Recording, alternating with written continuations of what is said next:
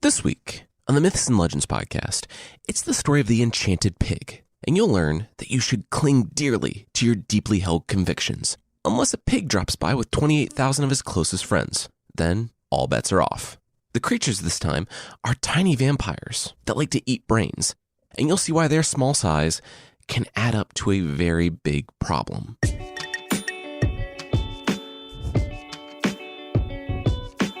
This is the Myths and Legends podcast, episode 77, Mrs. Piggy. This is a podcast where I tell stories from mythology and folklore.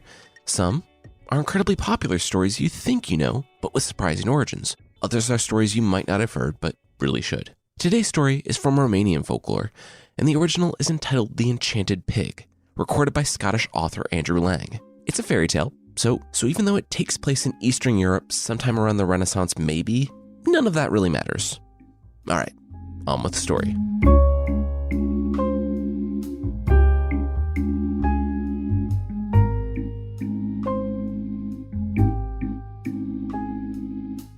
The fairy tale king gathered his fairy tale daughters before him. All right, ladies, I have to go to war, king stuff.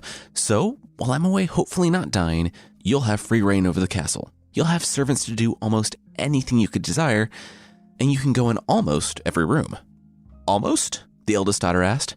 That's right, pretty much any room, except for my personal sanctum in the basement that contains secrets of the dark and terrible persuasion. You can, under no circumstances, enter that room. But I feel like I don't even need to say that, because I trust you three so much. I'll just leave the key on the hearth right here, out in the open. I know none of you would ever violate my trust and enter that room. So it should be fine. Well, I should really get going. I'll be at least a couple of months to maybe a few years. Maybe forever. I'll keep you posted. And the king left.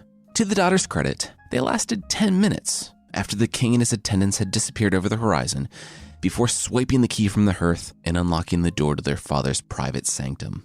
And they were shocked. That they weren't shocked. There weren't any dismembered corpses or thirsty sorcerers chained to the wall. None of the cool stuff from the stories they had heard. The daughters had simply unlocked the door to their dad's messy office. Inside were scrolls and books scattered all over the place, along with some knickknacks, just boring kingdom stuff that didn't match the description of the room. The daughters poked around in there for about 10 minutes, but there wasn't anything that interesting. As they were about to leave, however, the youngest princess caught sight of a book lying open on the pedestal. Prophecies about our family from a powerful wizard, she read aloud from the cover. Wow, really cuts to the chase, she said, flipping through the book. There was stuff about their family, their mother and their father. Finally, there on the last page, they found the entries concerning themselves. They learned that their father would live to an old age, but not before seeing several grandchildren and heirs from his 3 daughters. The eldest daughter would marry a prince from the east. She stepped back and smiled. All right, not bad.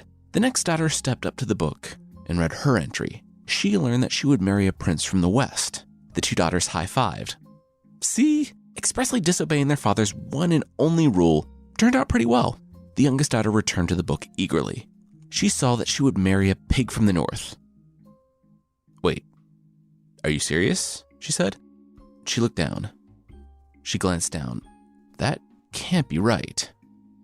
A pig? Like an animal? Like swine? She read further. Yes, the book said. Pig. This is not a euphemism for an unappealing guy, but an actual pig. The youngest daughter staggered back. If her elder sisters hadn't caught her, she would have smashed her head on the stone floor as she fainted. When she awoke, the youngest princess was in her room, in bed. The other sisters had locked the sanctum and placed the key back on the hearth, careful to put everything in the room back where they had found it. The older 2 princesses were elated by their news and tried to comfort their sister, saying that even though the prophecy had said that she would marry a pig, she wasn't going to marry a pig. Come on, her father was more powerful than that. He wouldn't let his daughter be taken away by a nasty little animal. She tried to listen to their words, to let them comfort her, but it was no use. She could see their happiness. She knew that they believed the prophecies. Over the next few weeks, she became so ridden with anxiety that she couldn't even eat or sleep. She refused to go outside or do anything other than sit in bed and worry. In a few short months, the king returned from war. Victorious, he greeted his daughters eagerly. Though the youngest tried to hide her feelings, tried to show that nothing was wrong, she couldn't hide it for long. A few days later, when the girl spontaneously broke down crying for the third time in his presence, a feeling shot through the king like a hot knife. She had done it. She had read the book of prophecies. The king asked all of his daughters to meet with him. He told them that he knew they had disobeyed him, that they had gone into the forbidden room. The daughters became worried. This was a fairy tale, after all. Entering a room that a king and father asked you not to enter was a wife/daughter killing offense. The king sighed. Of course he could never do that, he assured them. Given the two eldest daughters' happiness and the younger's extreme despair, it hadn't taken much to guess that they had read the book, that they knew their futures. The youngest, again, burst out sobbing. Look, I'm sorry, the king said to his youngest daughter. You know, for as long as our family has had that book, the words have proven unalterable, but, you know, it might be different this time. Everyone knew that it wouldn't be, but the youngest daughter chose to try and live her life as if the book were wrong, as if she wouldn't be forced to marry a pig, and for a long time, she successfully carried on with her life. That is, until a suitor came for her eldest sister. That man was a prince from the east, just like the book had said. And he was a great match. The daughter liked the man and agreed to the marriage because, let's pretend that's in the story, and the father decreed that they should be wed. The middle daughter grew more excited, and the youngest more anxious. Then, a prince came from the west to ask for the hand of the middle daughter. Even though the youngest daughter tried to put it out of her mind, she knew that the prophecies in the book were coming true. It was only a matter of time before the pig came calling for her.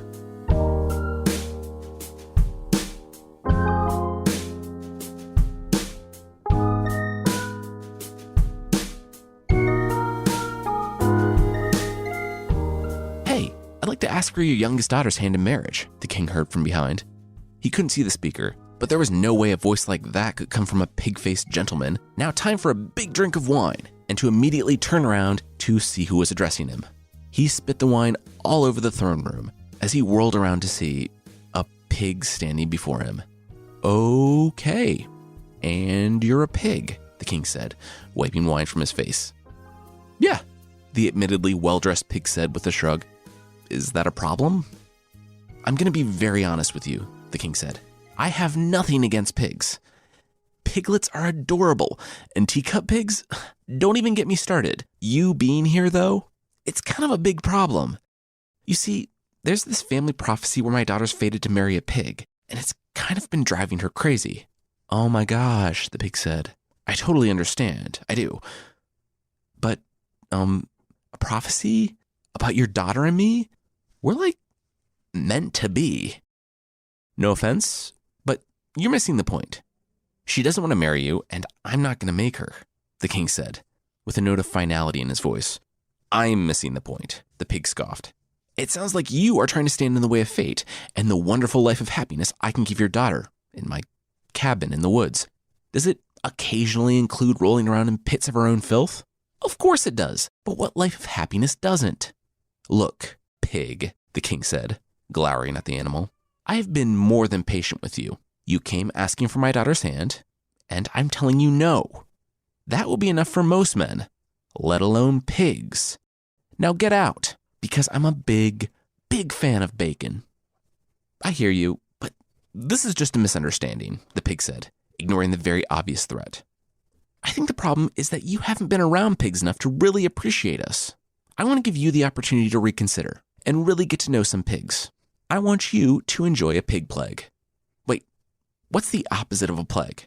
Well, not the opposite, but like a plague with a positive connotation. Party. Enjoy your pig party. I'll be back in 3 days. The king stared at the pig in disbelief. Was this swine serious? He wasn't leaving. The king leapt from his throne and blinked. When he blinked, there wasn't one pig in the room, but 4. He was very surprised. He blinked again, and there weren't 4 pigs, but 8, then 16, then 32. He rushed outside to see pigs filling up his city. Every time he blinked, more and more pigs materialized.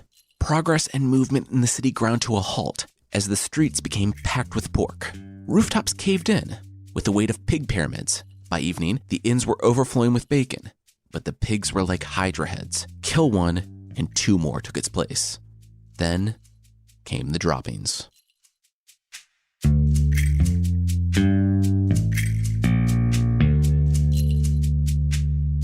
Okay, so I'm obviously not too familiar with this, but I think that pig that came a couple days ago might have been magic, the king said to his youngest daughter 3 days later. Really? Was the talking pig a giveaway on that little detail? The daughter replied, flinging the teacup pig out of her teacup and understanding where this conversation was going. All the same, there are way too many pigs outside, the king said, reluctantly. I have great confidence in you, honey, to figure out the magic behind this young pig. So much confidence that I'm going to play my medieval dad card and force you to marry him, the king said, as a nearby servant slipped on more pig filth.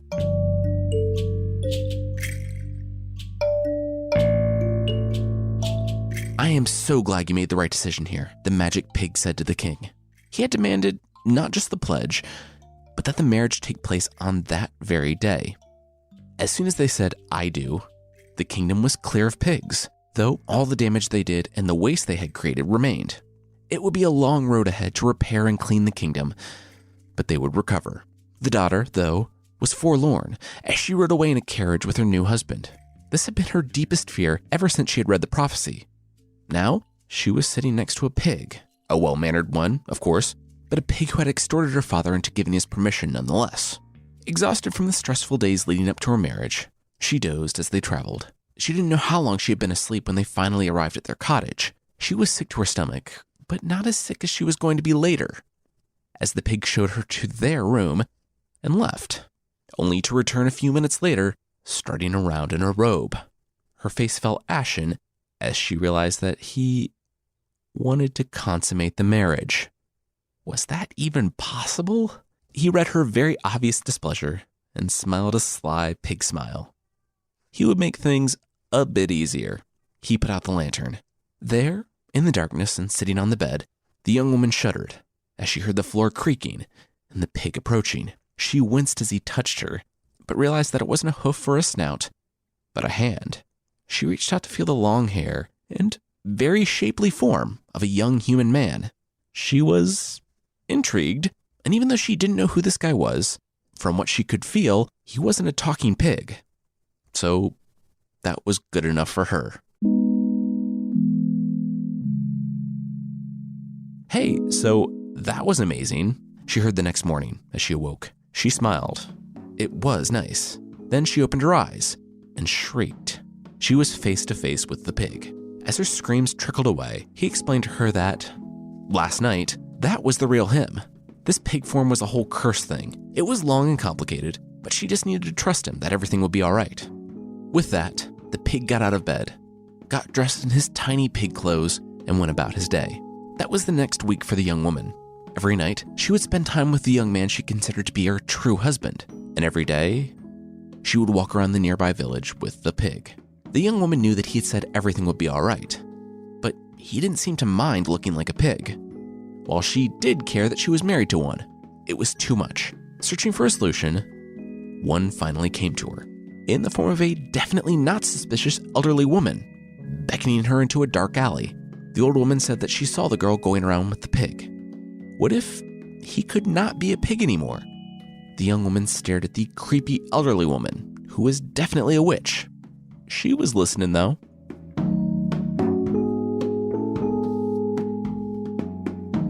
Back in the witch's hut, the elderly woman learned more about the girl's situation. Was it that your dad guilted you into taking his place in the captivity of a horrible beast? No? Your parents sacrificed you to a dragon because Aphrodite was jealous? Not that either? The witch said. Well, whatever messed up family dynamics led to this situation, I have your solution. String. All you need to do is tie it around his little pig ankle as he sleeps, and then he'll stay in the form of an attractive young man, and not that considerably less attractive pig. Oh my goodness. Thank you so much, the princess said. No problem, said the witch. Making a deal with a seemingly kind yet sinister witch always works out in these stories. Enjoy. The princess was giddy. She had stayed up all night in excitement. This morning, would be the morning. She had tied the magic string around his foot. And if the sinister-looking elderly woman living on the edge of civilization offering magical items for absolutely no reason other than her own altruism was to be believed, then today, all of the princess's problems would be solved. The sun rose, and this was the time when, as soon as the light of the morning hit the young man, he turned back into a pig. The light hit him, and things didn't go as well as she expected. The string instantly became bloated and rotten, bubbling and falling away. Also, he did turn back into a pig, which wasn't really part of the deal with the witch. She was worried about the string and moved to shake her pig husband awake, but when she touched him, her hand went right through him. She screamed, and he jolted awake, upright. He looked at her and smiled, and then he felt a burning on his leg. He saw the rotten remains of the string. He rolled his eyes and groaned. "You didn't," he said, staring at her. "I did," she said. "You have no idea what you've done," he cautioned her, in as ominous a voice as a pig can muster. I didn't listen to you when you said it would be okay and took advice from a sinister witch and ended up cursing you even worse than you already were cursed," the princess said. "Oh, okay, yeah, then I guess you do know what you've done," the pig said.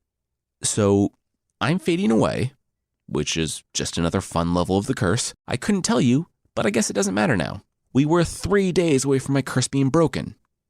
3 days. I had found my true love, and she married me without me telling her about the curse and how I'm a super rich, handsome, and powerful prince. So we were all set. But you sent a swarm of pigs to terrorize my father's kingdom for the better part of a week," the princess said, confused. "Oh yeah," the pig said. "It wasn't in the deal with the witch that I couldn't terrorize a woman into marrying me. There are actually a lot of loopholes. Witches don't have great lawyers. Anyway, I'm fading away now, and I don't know how long I have to stay in this pig form. Thanks a lot for that. If you ever want to see me again, then you must wear out 3 pairs of iron shoes and blunt a steel staff in your search for me. Then, and only then, will I be free from this curse. Help me, princess. You're my only hope," the prince said, before fading away, leaving the princess in a quiet, remote cabin, alone.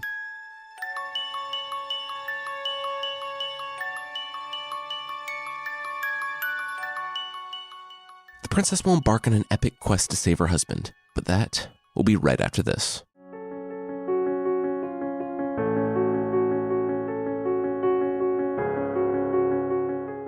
Now, I'm going to quote the next part from the story, because it's actually kind of inspirational. "Now, when the princess was left alone, she began to weep and moan in a way that was pitiful to hear. But when she saw that her tears and groans did her no good, she got up, determined to go wherever fate should lead her. I basically get that it's okay to mourn, but afterwards she decided that she would go on. She would rescue her prince. The princess gathered up her things, as well as her own dowry, and made her way to town. The first thing she did was order 3 pairs of iron shoes and an iron staff. When they were finished, she strapped them to her feet and stood awkwardly. She had a long road before her, but if that was the price of finding and saving her prince, well, then that's what she'd do. The shoes were heavy, about a pound each, and the staff was even worse. She took a deep breath and began her walk down the road. And it was a long one. First, she passed the witch's hut, but found it abandoned, as if no one had lived in it for years. The princess chastised herself for being deceived by the witch. She continued on, slogging through bogs, shivering through snowstorms, surviving the desert, and trying to stay safe when crossing the wide oceans. Then she came to what she knew must be the edge of the world.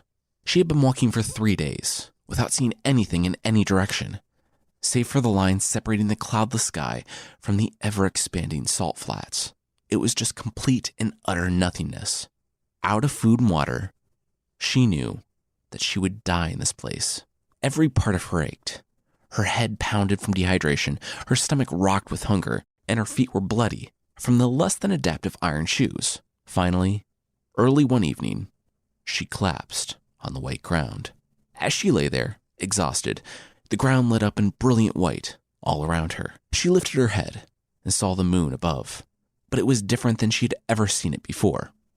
It was massive. It nearly filled the entire sky, and just below it, at the very bottom, was the silhouette of a shack. As the moon moved higher in the sky, the princess focused on that area, on the horizon, where the shack stood. She rose painfully to her feet and used every last bit of energy to find the shack, hoping, praying there would be someone there to help her.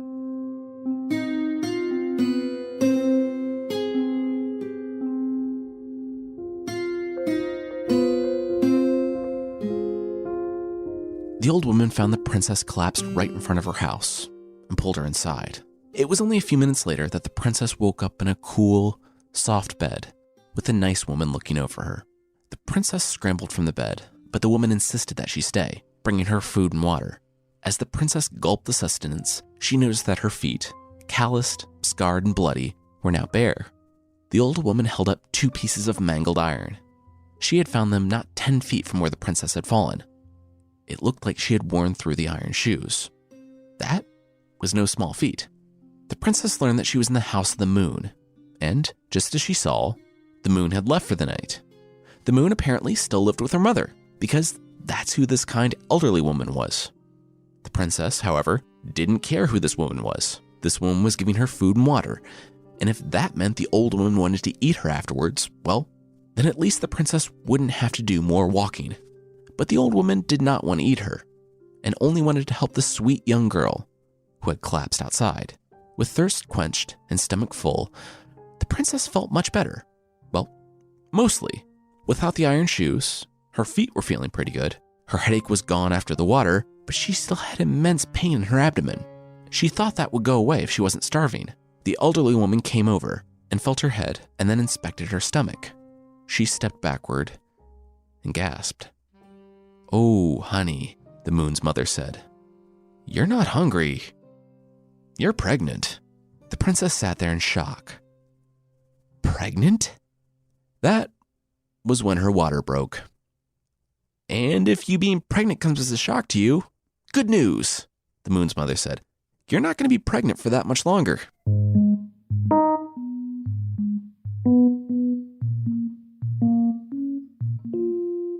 It was not the night of rest that the princess had hoped for, to say the very least. As she looked down at her healthy baby boy, she thought about all that had happened. She had nearly died getting to the edge of the world on her own, but now she had a baby? The princess sighed and watched the baby's sleeping face. Now, more than ever, she had to find and free his father. She wanted to make their little family whole. Unfortunately, after days of walking and a long night of giving birth, the princess was only able to sleep for a few hours before the elderly woman woke her. She had to leave. The woman's daughter, the moon, would be back at any moment, and she was pretty cranky after a long night of work. The moon's mom gave the princess a whole cooked chicken for the road and shoved her out the back door, just as the moon was starting to loom large on the other side of the sky.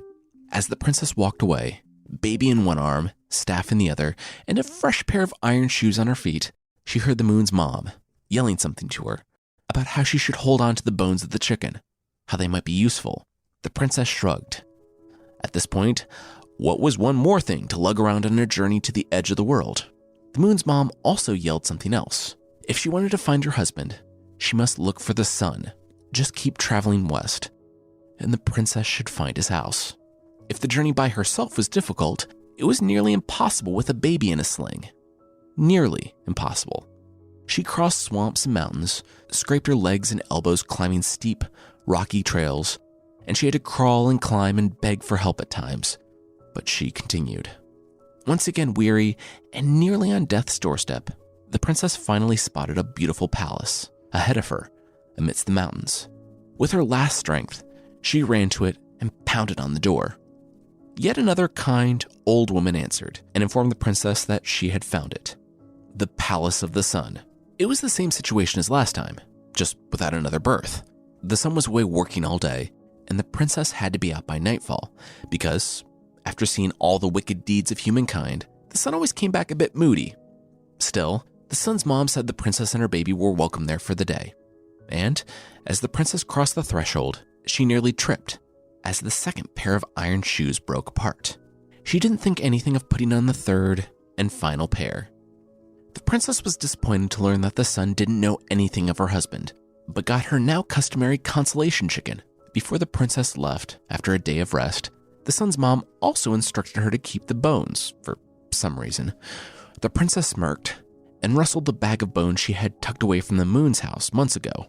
She would keep them. The sun's mom also told her that if the moon and sun didn't know, then maybe the wind would. The cave of the wind was to the north. She looked on the young woman with a mixture of pity and fear, kissed both she and her son on the foreheads, and watched them set off in renewed spirits, not knowing the dangers that awaited them. The princess nearly died several more times, and the only thing that kept her going was the baby at her chest. If she died, then he wouldn't stand a chance. She couldn't bear the thought of her infant slowly freezing to death, clinging to her lifeless body, and so she continued.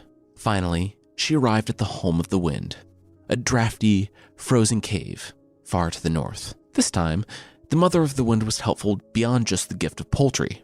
She said that she knew where the prince was. In a faraway forest, shielded from the sunlight and moonlight, he was being held prisoner by the witch. The little pig man lived in the trees and tried to make fire to fend off the dangers of the forest, but his time was limited. The princess barely waited long enough to collect yet another roasted chicken and the suggestion to keep the bones. She knew where he was, and now she would be able to rescue her husband. Her third and final pair of iron shoes broke a few hundred miles out from the House of the Wind, but she didn't care. She put up with the slimy creatures rubbing her feet as she traversed the bogs and sharp rocks and thorns when hiking over mountains and through forests. Her staff, too, became so worn that it was useless, and so she cast it away. At last, she came to the forest that the mother of the wind had described, one so thick that no axe could cut through it. She held her baby in one arm and the bag full of chicken bones in the other and slipped into the forest.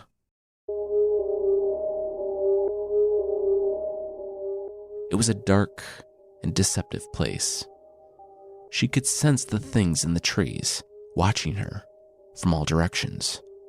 This was a place of dark magic. This was a place created to warp and confuse travelers, to trap them forever. Though it was difficult at times, she remained focused on her husband, and so she continued on. Then, 3 full days after she entered the forest, she found a house.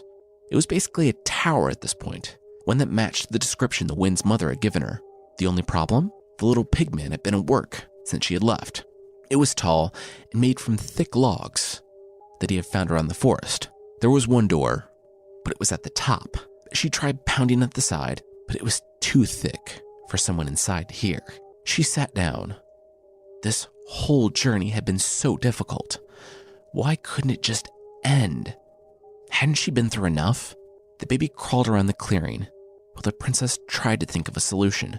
Then she remembered. The bones. She had been lugging this bag of chicken bones around for months, with only the vague, they might be helpful someday, maybe, promises from the various mothers. Well, today was someday maybe. She dumped the bones out on the grass.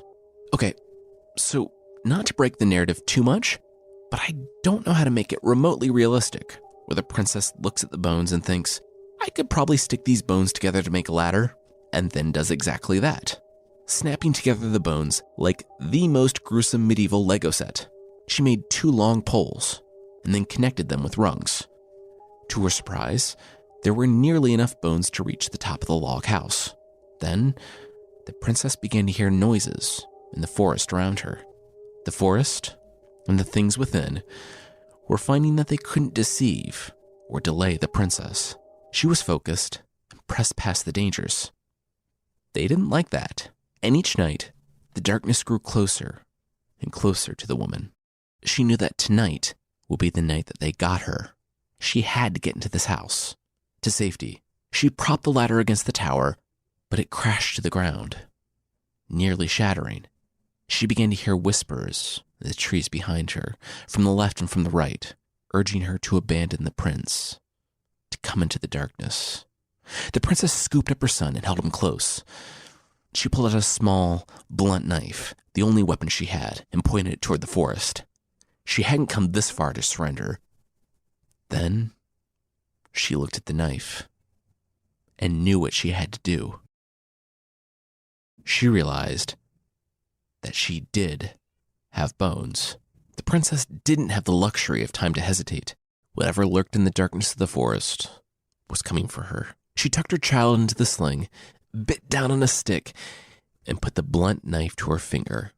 When it was done, and even though it was more of a mega block to the chicken bone Legos, it fit the top of the ladder.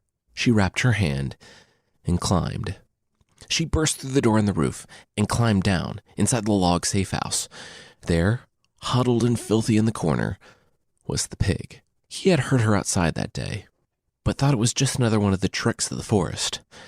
It wasn't until he saw her and his pig skin fell away that he knew that she was the one. His wife had come for him. She had rescued him. She learned that he was the youngest son of a king, and that he had actually killed a dragon. Unlike a lot of dragon slaying stories, it didn't stop there, though. The old witch was the dragon's mother, and really, when you curse someone into the form of a pig, you do so thinking that they'll be trapped in that form forever. That's why the witch went to extra lengths to ensure that he remained cursed. The reunited couple stayed the night in the tower the prince had constructed, and he met the child. The next day, they left, never to return.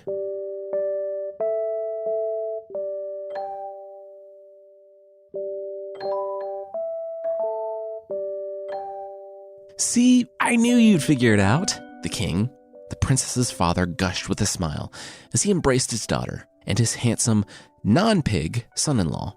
Wait, so you knew about the curse the whole time, the princess said? No, I mean, I knew there had to be something going on, what with the talking pig and all, but I didn't see an issue with marrying my daughter off to a monster to get the pig plague party out of my city. Anyway, all's well that ends well. What'd you have to do? Just kiss him or something? No, the princess said. I spent months walking my feet bloody, pregnant, and then with a newborn, climbing mountains and trudging across tundras before cutting off my own finger to complete a chicken ladder, Dad. Oh, well, kissing him versus all that, 6 of one, half dozen of the other. The important thing is that you're back, he said. The king must have at least felt a little pity for his daughter, because he ignored his other 2 children and made she and her husband his sole heirs. Years later, when they ascended the throne, they led as just and thoughtful rulers. And after all they had been through, they were always grateful for their kingdom, their people, and each other. This was sort of a Frankenstein's monster of fairy tale tropes. Podcast members recognize elements from 2 different member-only episodes, Iron Shoes and The Pig-Faced Gentleman, though those stories ended very differently. We have elements of Beauty and the Beast, Bluebeard, and though I haven't covered it on any such story for the show, a hero popping into the house of the sun or moon is pretty common in certain traditions. There was the deceptive witch, the terrible prophecy, the clueless king, and the fairy tale obsession with 3s. Basically, it takes a lot of things that have been used many times, but does something new and interesting. Next week, it's taken 100 plus episodes in 2 years, but we are finally getting into Egyptian mythology, a mythology that, with its blend of epic stories and extremely bizarre circumstances, seems like it was made for this podcast. I think you'll really like it, so check it out. I want to say thanks to Dangerous D. Brown, Jamie Goldberg, Combustible Shoes, Big Fat Raindrops, Hobson, but with numbers, Mr. The Word Bird, My Franklin 2000, Lucy Mo 87, Dizzyette 33, Becca, Smiley Face, Eden Ruffle, Average Andy 92, Lawful Mayo, Michael Gillanders, Lisa McMongmack, Dime 78, and Chris 12 %% for the reviews on Apple Podcasts. Thank you all so much. It's great to read the reviews. If you'd like to leave a review, Apple Podcasts is very much the best place. And you can find the show there at apple.mythpodcast.com. There's also a membership thing on the site. For less than the price of £5 of misprinted company pens, you can get extra episodes, source pack ebooks, and ad-free versions of the show that, now that Chris has joined the podcast, are better edited than £5 of pens you can buy. Unfortunately, I can't say the same about my editing before she joined. Check out support.mythpodcast.com for more info on the membership.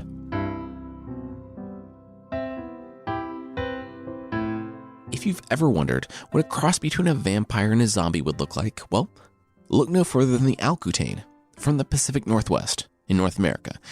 Don't worry though, because this nightmare monster hybrid is only the size of a normal mosquito. But then kind of worry a lot, because this nightmare monster hybrid is only the size of a normal mosquito. Imagine a zombie that, instead of shuffling slowly towards you with a head just begging to be cricket batted, is tiny and nearly invisible. opting instead to take a short route to your brain by burrowing in through your ear. By the time you hear the buzzing, it's already too late. You can pretty much assume that the Alkutane is relaxing inside your skull, munching on your brains.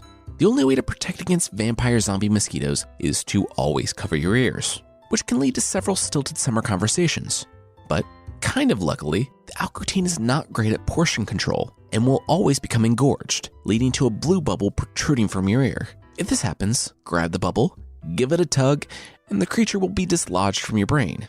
With the permanent brain damage and the gross ear blood bubbles, this creature seems pretty insidious. Give me deadly tickle fights any day. So yeah, that's it for the Alkutane. Now enjoy thinking about this creature every time you hear buzzing in your ear this summer.